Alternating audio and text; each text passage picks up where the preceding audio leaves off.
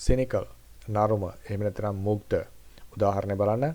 She has a cynical attitude towards men. ඇයට තියෙන්නේ පිරිමි ගැන නරුම එහෙම නැත්නම් මුග්ධ අදහසක්. නැත්නම් ආකල්පයක්. right මෙතන attitude කියන එක විස්තර කරනවා මොන වගේ එකක්ද? cynical. මේ cynical කියලා කියන්නේ නරුම මුග්ධ.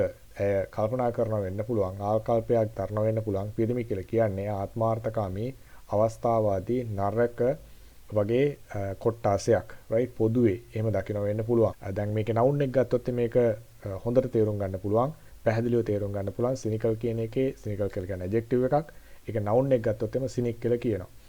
යම් පුද්ගලයෙක් කල්පනා කරනවා නම් ලෝකය කියලා කියන්නේ සමාජය කියලා කියන්නේ ආත්මාර්ථකාමී අවස්ථාවාදී පිරිසක් right තමන්ගේ යහපත වෙනුවෙන් පමණයි පෙනී සිටින්නේ පරාර්ථකාමීව කටයුතු කරන්නේ නැහැ වගේ අදහසකින් හැසිරෙනකොට බොහෝ වෙලාවට මම මේක හරි හෝ වැරදි කියනව නෙවෙයි ඒ වගේ ආකල්ප දරන අයට අපි කියනවා cynic කියලා right එතකොට මෙතන එහෙ වගේ කියන අදහස සඳහා adjective එකකට cynical කියන එක පාවිච්චි කරලා තියෙනවා right මේක අර්ථයන් කීපයකින් ගන්න පුළුවන් මෙතන ඇවිල්ලා තියෙන්නේ මේ අර්ථය සඳහා